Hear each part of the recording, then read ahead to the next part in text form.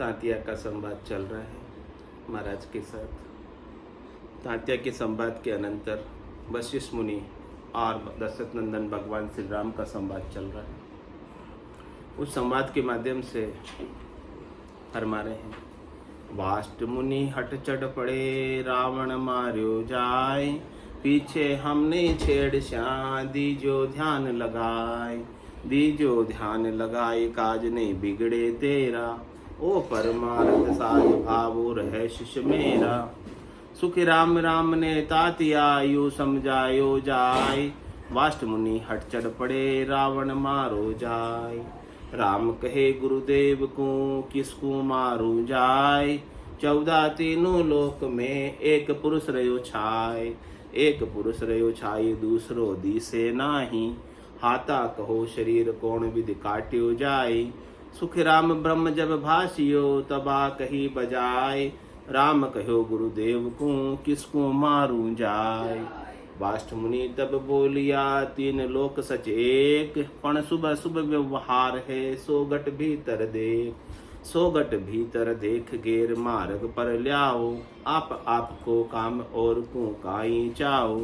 सुखी राम गुरा जब या कही, सब सुर कारज ले, वाष्ट मुनि तब बोलिया, 3 लोक सच एक, यूं परचायर राम को, रावण मरायो जोय, पार ब्रह्म को छोड़ कर, लियो काल अगरोय, लियो काल अगरोय, राम पर बसुआ भाई, माया बड़ी बलाई डाव दे पकड़े आई। सुख राम कहे सुनता तिया, संत समाधि होय, यूं परचायर राम सो, रावण मरायो जोय।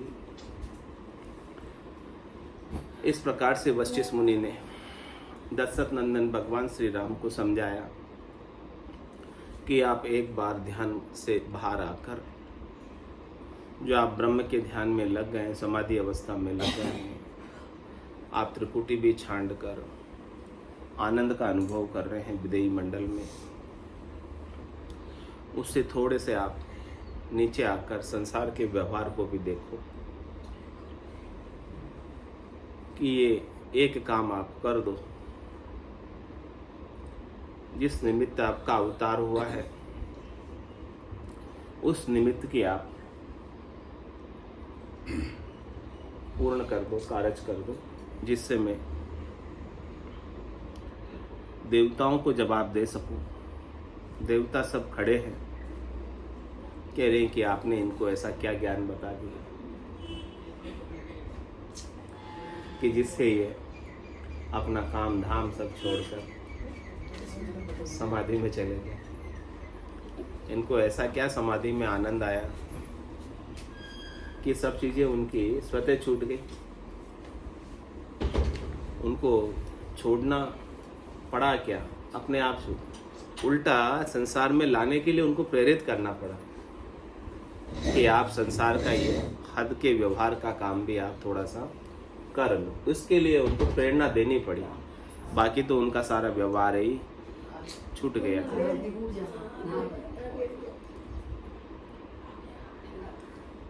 तो कह रहे कि ये काम आप कर दो, ये परमार्थ का कार्य है, ये भक्तों की रक्षा का कार्य है, धर्म की रक्षा का कार्य है। जो रास्ते से भटक गए उनको रास्ते पर लाने का कार्य है, उनको सीख देने का कार्य है।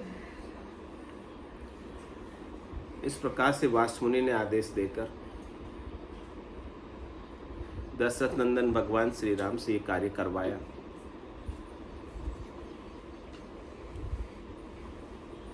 कि ये कार्य करने से आपके परमार्थ का कार्य कुछ बिगड़ने वाला नहीं। क्या समझाया कि आप ये काम करोगे तो उससे आपका परमार्थ नहीं बिगड़ेगा। परमार्थ तो आपका ब्रह्म ज्ञान से हो गया, आपने ब्रह्म ज्ञान को पा लिया, इसका मतलब आपका काम हो गया। कै सुखराम देही के ताई, करो सकल विद कारण नाई, मोक्ष काज विद एक नहीं चाहिए, सतगुरु शरण प्रीत कर। कह रहे देह के व्यवहार, हद के व्यवहार जैसे आपको ठीक लगे करो, उसका मोक्ष से लेना देना। संसार के व्यवहार जिस प्रकार से आपको सूटेबल हो उस तरीके से आप कर सकते, जिस प्रकार से आपकी देह ठीक रहे, स्वस्थ रहे, निरोगी रहे काया, वो सारे व्यवहार आप करने के लिए अधिकारी हैं। उसका मोक्ष से कोई लेना नहीं। मोक्ष प्राप्ति के लिए तो केवल और केवल एक तत्व ज्ञान चाहिए, ब्रह्म ज्ञान चाहिए, सस्वरूप का ज्ञान चाहिए, अविनाशी स्वरूप का बोध चाहिए, आनंद स्वरूप की प्राप्ति चाहिए। वो प्राप्ति सद्गुरु की कृपा से आपको हो गई तो फिर आपका ध्यान तो अखंडित है, लिव तो आपकी अखंडित है। लिव लागी टूटे नहीं, उठ बैठ कर का। एक बार आपकी लिव लग गई परमात्मा में तो वो लिव वापस टूटने वाली नहीं। आप उठ रहे, बैठ रहे, काम कर रहे, खा रहे, पी रहे, सो रहे, कुछ भी कर रहे हैं, आपका नाता, आपका संबंध, आपका कनेक्शन परमात्मा से जुड़ गया। आपने अपने स्वरूप का बोध कर लिया, आपने अपने स्वरूप को पा लिया। तो जो एक बार उसे पा लेता है तो उसका फिर काम नहीं बिगड़ता। एक बार संबंध जो अपना परमात्मा से जोड़ लेता है उसका स्वतः ही संसार से संबंध विच्छेद हो जाता है, यानी संसार से सुख लेने की आसक्ति उसकी मिट जाती है। फिर वो संसार में काम करता है, लेकिन कैसे करता है? करनी करे निक्रम रहे, ऐसी युक्ति लखाए, सदा विलास त्रासने मन में, भोग में जोग जमाए। ऐसा नहीं कि काम करना छोड़ दो, काम करेगा लेकिन निष्काम भाव से, जिसमें अपनी कोई सकामता नहीं, जिसमें अपनी कोई स्वार्थ पूर्ति नहीं, जिसमें अपनी कोई इच्छा नहीं, ऐसा ही कार्य करे। ऐसी युक्ति ब्रह्म ज्ञान के अंदर वशिष्ठ मुनि दशरथ नंदन भगवान श्री राम को कह रहे हैं कि आपका जो कल्याण है, आपका जो परमार्थ है, आपकी जो आत्मा का कल्याण है, वो तो आपका ब्रह्म ज्ञान से लिव लगने से ही होगा, और वो आपने प्राप्त कर लिया। तो अब आप करनी कर सकते हो, करनी करे निक्रम रहे, निष्काम होकर करो। आप कुछ भी करोगे तो आपको आनंद बना रहेगा। वो आनंद ब्रह्म का जो प्राप्त हुआ वो कहीं फूटने वाला नहीं, मिटने वाला नहीं, जाने वाला नहीं। आप हमेशा विलास में रहोगे, सुख में रहोगे, कोई त्रास, कोई दुख आपको सता नहीं सकता। आप सब प्रकार का कार्य करते हुए आपका जोग, आपकी तारी, आपके लिए परमात्मा में लगी रहे। तो काज नहीं बिगड़े तेरा, तो तेरा काम तो बिगड़ेगा नहीं, तेरा काम तो ब्रह्म ज्ञान से सुधर गया।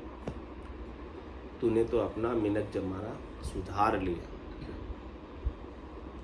क्योंकि ब्रह्म ज्ञान को प्राप्त हो गया, अविनाशी स्वरूप को जान लिया। तो अब थोड़ा सा ये संसार का परमार्थ का धर्म का काम भी साध ले।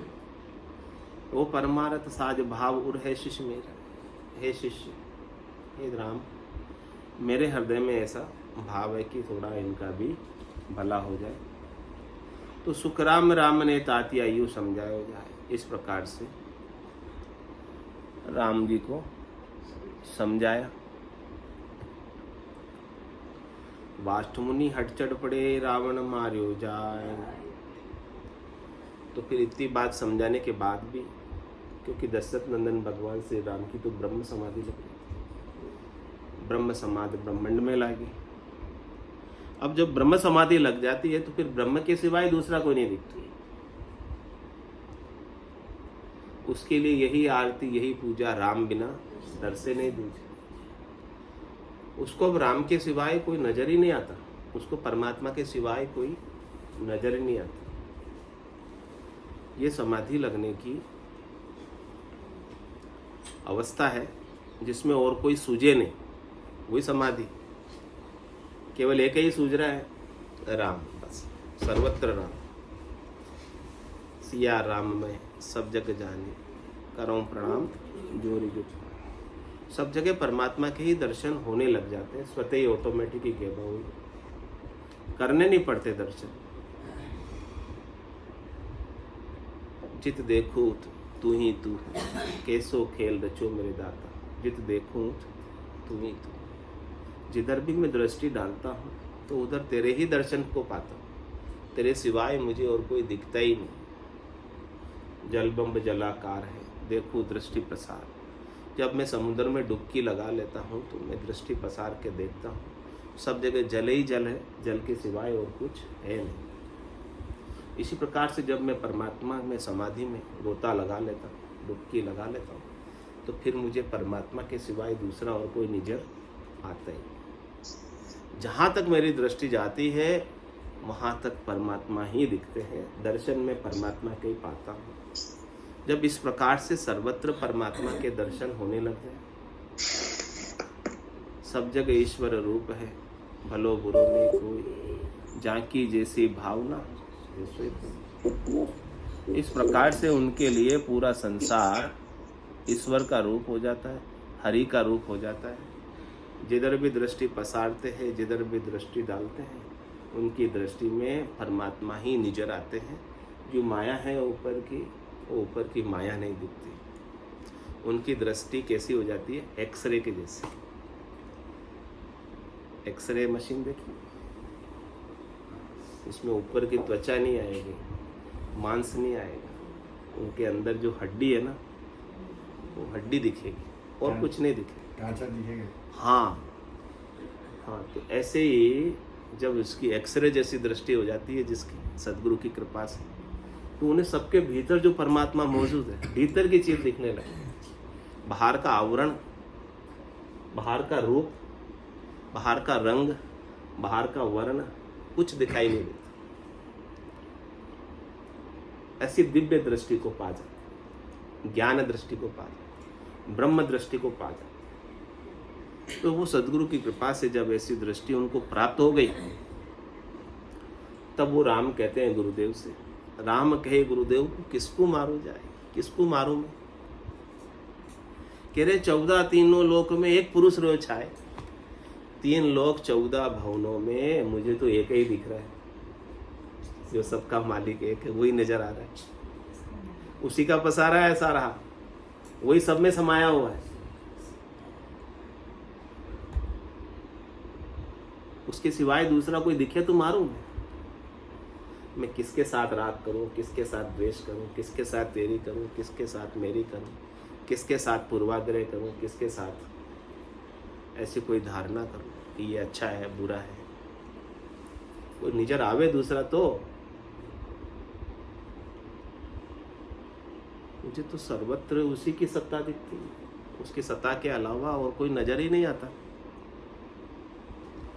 एक पुरुष रहो छाए, और वास्तव में भी नहीं है उसकी सत्ता के अलावा, क्योंकि वो सत्य है इसलिए उसकी सत्ता है। कल भी वो था, आज भी वो है, कल भी वो रहेगा, बाकी सब चले जाए। जो दिसे सो सकल, आंखों से जो कुछ भी दिख रहा है माया, वो सब विलायमान हो जाती है। लेकिन जिससे वो ज्ञान दृष्टि में परमात्मा नजर आने लगते हैं, एक्सरे दृष्टि के अंदर परमात्मा नजर आने लगते हैं, उसका विनाश नहीं होता, वो अविनाशी। तो मैं तो उस अविनाशी को देख रहा हूँ, उसमें भी सब में वो अविनाशी तो सबके अंदर एक ही है, वो करंट तो सबके अंदर एक ही है। अलग अलग प्रकार के औजार बने हुए चल रहे हैं, एक ही करंट से, एक ही अविनाशी से चल रहे। तो बोलो मैं किसको मारूं? एक पुरुष रो छाई, दूसरो दिसे नाही, दूसरा कोई दिखाई नहीं दे रहा। मेरा तो द्वैत ही खत्म हो गया, मेरा तो मन ही खत्म हो गया। ये मन ही तो है द्वैत को उपाने वाला, मन ही तो तुलना करता है, मन ही तो कंपैरिजन करता है, मन ही तो भला बुरा सोचता है, मन में ही तो तर्क उठता है, मन में ही तो विचार आते हैं। ये सब चीजें मन में होती। मैंने तो मेरे मन को ही परमात्मा को सौंप के अमन हो गया। अब मुझे जब मेरा मन ही नहीं रहा तो मैं तो शुद्ध चेतन परमात्मा रूप ही हो गया।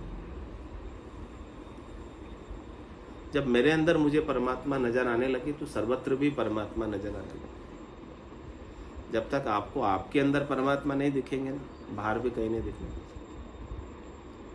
जिन पाया जिन घट ही पाया, बायर फिर जन्म। पहले आपको आपके अंदर दिखेंगे, पहले आप परमात्मा स्वरूप बनेंगे, राम स्वरूप बनेंगे, तो दूसरे जगह भी राम दिखेंगे। आप खुद ही मनुष्य बने रहेंगे, आपकी बुद्धि मनुष्य बुद्धि रहेगी, तो सर्वत्र आपको मनुष्य ही दिखे। आप देह बनते हो तो देह से, आंखों से दूसरी देह दिखती। जब आप देह हो ही नहीं, आप एक शुद्ध चेतन आत्मा हो जो परमात्मा का अंश है, परमात्मा स्वरूप ही है, तो दूसरे में भी आप वही देखो। देह से देह दिखती है और आत्मा से आत्मा दिखती, और सारी आत्माएं परमात्मा की। सर्व आत्माएं किसकी? परमात्मा की। तो एक पुरुष रहो छाई, दूसरो दिसे नाई। अब मुझे तो सब में एक ही आत्मा नजर आ रही है। तो बोलो हाथा कहो शरीर कौन विधि काट्यो जाए। अपने ही हाथ से मैं अपना ही शरीर कैसे काट सकता हूँ? मैं अपना ही हत्यारा कैसे बन सकता हूँ? मैं कैसे अपनी आत्मा की हत्या कर दूँ? मुझे दूसरी आत्मा दिखे तो मैं उसको हतू, अपने हाथ से मैं कैसे मैं मारूं? तो वो राम अपने आप को सर्वत्र देखने लगे, सब में देखने लगे।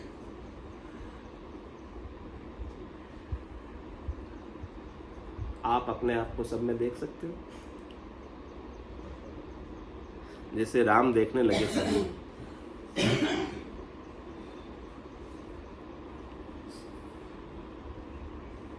आप कहाँ हो? भीलवाड़ा में। आप कहाँ हो? कांचीपुरम में। आप कहाँ हो? 21 नंबर में हो। हम तो यही देख पा रहे ना अपने आप को, जबकि हो आप सर्वत्र। आपके बिना एक सुई की नोक की बराबर जगह भी खाली नहीं है, आपके बिना,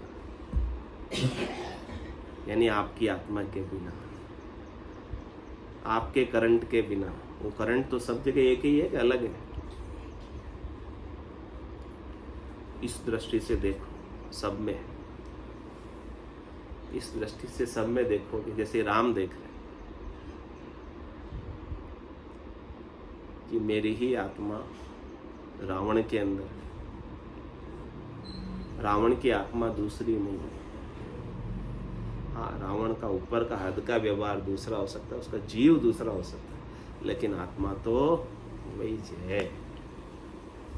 उसका मन दूसरा हो सकता है, उसकी बुद्धि दूसरी हो सकती है, उसका चित्त दूसरा हो सकता है, उसका स्थूल देह दूसरा हो सकता है, जो कि सारे माया से रची हुई है।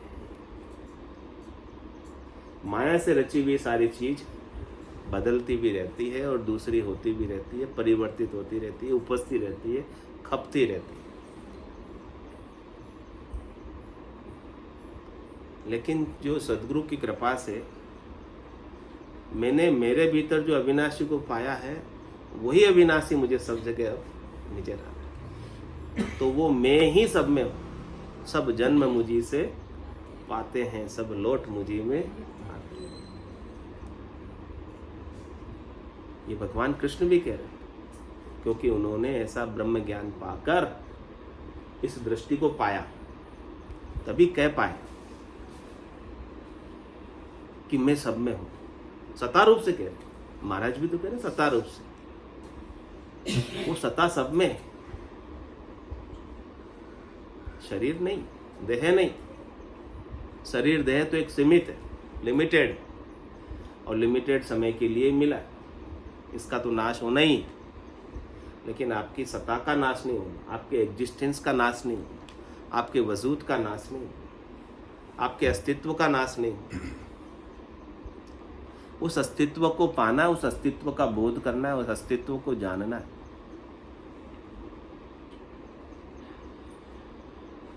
तो जब रावण में भी राम को वही परमात्मा निजर आने लगे, दृष्टिगत होने लगे, तो बोलो हाथा को शरीर कौन विधि काटी जाए। कैसे काटूं मैं अपने शरीर को अपने हाथ से? सुखराम ब्रह्म जब भाष्यो तबा कई बजाए। जब इस प्रकार से वशिष्ठ मुनि की कृपा से दशरथ नंदन भगवान श्री राम को ब्रह्म का बोध हुआ, सर्वत्र अपने आप को सर्वत्र पाया उन्होंने, तब ऐसी बात कही कि मैं अपने आप को पाया, तभी तो कह रहे कि मैं मेरे शरीर को मेरे हाथ से कैसे काटूं। रावण का शरीर अलग है, मेरा शरीर अलग है, लेकिन उन्होंने रावण के शरीर में भी अपनी ही जैसी आत्मा को पाया, देखा, तब कह रहे कि मैं कैसे काटूं। राम कयो गुरुदेव को किसको मारो जाए, अब किसको मारो। वाष्ठ मुनि तब बोलिया तीन लोक सचेक, तब वशिष्ठ मुनि ने कहा आप जो बात कह रहे हो पूरी त्रिलोकी में सच तो एक ही, सच तो एक ही पुरुष, सच तो एक ही परमात्मा है, सच तो एक ही करंट है।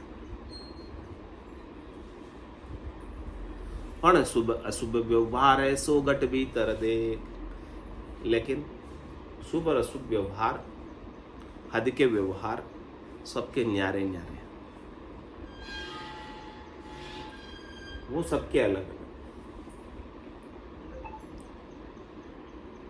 वो देह दृष्टि सबकी अलग अलग, भौतिक दृष्टि सबकी अलग अलग, लेकिन यदि आप आध्यात्मिक दृष्टि से देखोगे तो सब में एक ही है। व्यवहार की दृष्टि से देखोगे तो सब अलग अलग, सबके अलग अलग व्यवहार है। कोई तो शुभ व्यवहार करता, कोई अशुभ व्यवहार करता, कोई अच्छा बोलता, कोई बुरा बोलता है, ऐसा। तो ये सब हद की चीजें सबकी अलग अलग है, लेकिन अगम की चीज सब में एक है। करनी अलग अलग है, करनी अलग अलग है, क्रिया अलग अलग है, और वो करनी क्रिया करते करते उनके संस्कार ऐसे पड़ गए जो संस्कार भी अलग अलग है। संस्कार क्या है? करनी और क्रियाओं का समूह। संचित कर्म ही संस्कार है। सॉफ्टवेयर कर्म, संस्कार, कर्म उसको मिले ब्रिंगिंग कहाँ से मिले? बचपन से। तो जैसे वातावरण में रहा, हाँ, तो जैसा वातावरण हुआ वैसे ही किया, वैसे ही उसकी आदत हो गई, हैबिट बन गई। हाँ, तो वो वैसा ही करता ना जैसा देखता है। क्रिया और कर्म के पीछे वो सब क्रियाएं, उन क्रियाओं से उसके संस्कार बन गए, और अनंत जन्मों से संस्कारों को अपने ऊपर ढो रहा है। ये सब कर्म है, संस्कार भी। इसमें अच्छे संस्कार भी होते हैं, बुरे संस्कार भी होते हैं। पिछले जन्म के भी तो लेके आते हैं संस्कार। हाँ, वही संचित कर्म है ना, वो संचित ही तो है ना संस्कार सारे। उसको क्या कहेंगे? जैसे मेरे पिताजी कहीं जाते थे तो कोई भंगी को सामान लेते थे या पानी का घड़ा लेके कोई औरत आती थी, उसको क्या कहेंगे? रिचुअल या वो तो सगुन, वो तो सगुन सगुन क्यों करते थे? अच्छे के लिए, शारीरिक तो हो गए ना। वो एक मान्यता हो गई उनकी कि ये पानी का घड़ा लेकर मिलेंगे या कोई सफाई करने वाली मिलेगी तो उनका कार्य सिद्ध हो जाएगा। ये सब लौकिक व्यवहार है, और ऐसी मान्यता को लेकर चलते थे, तो उनका एक मान्यता से उनका मन प्रसन्न रहता था, और प्रसन्न रहने से वो काम भी हो जाता था। और वो चीज हमारे को भी ट्रांसफर हुई। तो वो मान्यता को लेके चले और आपका मन प्रसन्न, पॉजिटिव हुए आप उस मान्यता को लेके, तो पॉजिटिवनेस से आपका काम हो रहा है। किसी पानी के घड़े के मिलने से काम नहीं हो रहा है, या आपके किसी सफाई वाली के सामने मिलने से काम नहीं हो रहा है, लेकिन आपकी मन की प्रसन्नता है कि हाँ, मन का विश्वास जागा आपका कि ये मिल गई तो मेरा काम हो जाएगा। साइकोलॉजी आपकी चेंज हो गई, तो साइकोलॉजी चेंज होने से फिर आपका काम होने लगता है। मतलब बिना उल्लास के, बिना प्रसन्नता के काम नहीं होता। कुछ भी काम को सिद्ध करने के लिए आपके मन में उल्लास चाहिए, उत्साह चाहिए, प्रसन्नता चाहिए। वो सब मन के प्रसन्नता के लिए, हाँ, कि आपका मन में उल्लास बना रहे, प्रसन्नता बनी रहे, जिससे आपका काम सिद्ध हो जाए। बिना प्रसन्नता के, बिना मन के काम नहीं होता। साइकोलॉजी काम करती है, कभी नेगेटिविटी आ जाती है, हाँ, तो लगता है तो वो एक पॉजिटिविटी देने का एक माध्यम था, और सफाई वाली सुबह सुबह मिलती है सबको, और पानी के गड़े वाली गाँव में तो मिलती है, क्योंकि नल थोड़ी होते हैं गाँव में, तो वो पानी लेके आते हैं। हाँ, अरे वो ऐसे शुरू हुई होगी ना, झगड़ा हो गया होगा, कभी किसी ने कहीं जाते हुए किसी स्वीपर को देखा होगा, मन किसी करना कंडक्टर को लाइट देखा होगा, होती उसका है। काम सफल हो गया होगा तो फिर वो डरना शुरू हो गया। वो ऐसे ही होगा। यहाँ तो बहुत ऊपर की बातें हैं। तो ये सब हद के व्यवहार है, शुभ और अशुभ व्यवहार है सारे। तो कह रहे हैं कि हाँ, तीन लोक में बात तो आपकी सच्ची है कि एक ही पुरुष है, वही सत्पुरुष है, अकाल पुरुष है, जो कालातीत पुरुष है। बाकी जितने भी ये सब काल पुरुष है, वो एक अकाल पुरुष है जो काल से बाहर है। तो वो एक ही है। लेकिन जो काल के अंतर्गत आए हैं उनका व्यवहार हद का अलग अलग है। काल उनसे सारे प्रकार के व्यवहार कराता है और वो करते हैं। सब काल के अधीन है। यहाँ पर तीन लोग 14 और काल के अधीन होकर सब व्यवहार कर रहे हैं संसार के, यानी समय के अधीन, यानी उनके कर्मों के अधीन। समय किससे बना उनका, खराब या अच्छा? उनके ही खुद के कर्मों से बना। किसी का अच्छा समय है मतलब वो सुख की अनुभूति कर रहा है उसकी पुण्याई से। किसी का खराब समय है, दुख की अनुभूति कर रहा है तो उसकी पापाई से, अपने ही कर्मों से। तो वो काल के अधीन होकर सब कुछ कर्म यहाँ पर करता है। तो उन काल के अधीन किए हुए कर्म जो है वो सबके अलग अलग। तो महाराज कहने की 100 गट भीतर देख, 100 गट भीतर देख, घेर मार्ग पर ले आओ। उसके गट में कैसे कर्म है, शुभ कर रहा है कि अशुभ कर रहा है। यदि वो अशुभ कर रहा है तो उसको घेर कर मार्ग पे लाओ। जैसे कोई पशु सही से नहीं चलता तो उसको पीछे उसको घेर कर मार्ग पर लाते हैं। इसी प्रकार से राम को कह रहे हैं कि अशुभ व्यवहार करने वालों को आपको घेर कर मार्ग पर लाना है ताकि उनका भी कल्याण, वो भी ज़्यादा उलझे नहीं। क्योंकि जितने अधिक स्वार्थ पूर्ति के लिए पाप करेंगे उतने ही समय तक और अधिक उलझे रहना पड़ेगा। तो आपको काम और को काई चाहो। सुखराम गुरा जब या कही तब सूर कारज ले। तब इस प्रकार से जब उन्होंने बात कही तो ये आप काम करोगे, हद के व्यवहार देख के उनको रास्ते पर लाओगे तो इससे सुर का कार्य, देवताओं का कार्य सफल हो जाएगा। जो देवता चाह रहे हैं, आपसे अपेक्षा कर रहे हैं कि हमसे नहीं हो रहा है लेकिन आप करो। आप में सामर्थ्य, आप होणकाल से सब कड़ाएं लेकर आए हैं, इस कारण से आप कर सकते हो। आपको होणकाल परमात्मा ने ऐसी सारी शक्तियाँ देकर भेजा है। जिसको जितनी शक्ति दी है उसके अनुसार ही तो कार्य कर पाता है। आप वो शक्तियाँ लेकर आए तो आप उन शक्तियों का उपयोग करके धर्म के मार्ग को प्रशस्त करो और अधर्म के मार्ग को खत्म करो। जो अधर्म के मार्ग पर चल रहे हैं उनको घेर कर धर्म के मार्ग पर लगाओ। बाकी परमात्मा तो सब में एक ही है, उसमें तो कोई दो राय वाली बात नहीं। यूं पर चायर राम सो रावण मरायो जोय, पार ब्रह्म को छोड़कर लियो काल अगरोय, राम पर बसुआ भाई, माया बड़ी बलाई डाव दे पकड़े आई, सुख राम कहे सुनता तिया संत समाधि होय, यूं पर चायर राम सो रावण मरायो जोय। इस प्रकार से हमारा दृष्टांत देकर समझा रहे हैं कि साधना करने वाले, भक्ति करने वाले जन संत जो समाधि देश का आनंद लेते हैं उन्हें भी संसार के ऐसे घर के काम कुछ करने पड़ते हैं जैसे राम जी को करना पड़ा। राम जी नहीं चाह रहे थे करना, लेकिन कह रहे माया बड़ी बलाई डाव दे पकड़े आई। माया पकड़ लेती है तो आपको सावधान रहना है कि माया के बस में नहीं होना है। माया तो पकड़ने का प्रयास करेगी, लेकिन आपको अपनी लिव, आपको अपनी सुरता, आपको अपना ध्यान अपने परम पद में, अपने स्वरूप में ही रखना है। और संसार के कार्य भी कर रहे हो तो निष्काम भाव से करो, अपनी सकामता के लिए नहीं, अपने सुख के लिए नहीं, अपनी स्वार्थ पूर्ति के लिए नहीं। यदि आप अपने स्वार्थ पूर्ति के लिए, अपने सुख के लिए करने लगे कुछ भी कार्य तो फिर माया ने आपको पकड़ लिया। और निष्काम भाव से कर रहे हैं तो माया की पकड़ से आप बाहर। तो माया की पकड़ से बाहर रहकर ही आप परमात्मा में जा सकते हैं। जैसे ही माया ने आपको पकड़ लिया, जकड़ लिया, तो फिर वहाँ नहीं पहुँच पाओगे। फिर 3 लोगों के सुख लेने में ही लग जाओगे, और सुख लेने में लगे तो फिर काल की अधीनता करनी पड़ेगी, क्योंकि माया के अधीन होकर आप जैसे से कर्म करोगे तो उन कर्मों का बंधन तो आप पे होगा। स्वार्थ पूर्ति के लिए कर रहे हो, इसलिए निष्काम भाव से करोगे तो कर्मों का बंधन आपके ऊपर नहीं होगा।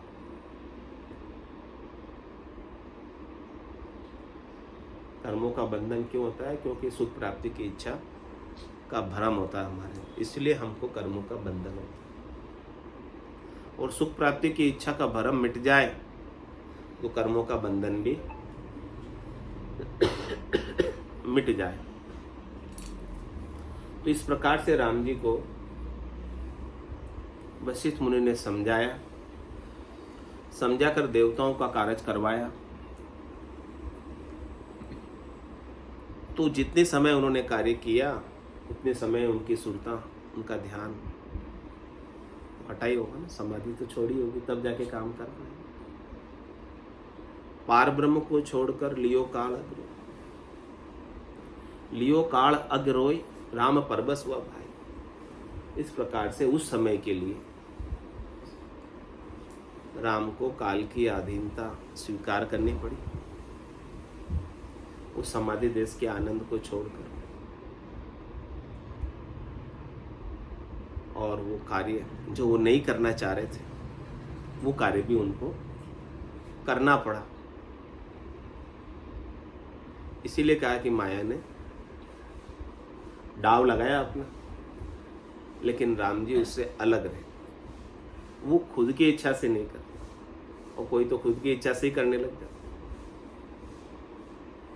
तो जो खुद की इच्छा से कर रहे हैं वो तो अपने आप ही माया के बस में ही, लेकिन वो आदेश से कर रहे, सदगुरु के आदेश से कर रहे। हाँ, लोक हितार्थ कर रहे हैं, सदगुरु के आदेश से कर रहे हैं, अपने मन की कोई उनकी इच्छा नहीं है ऐसी।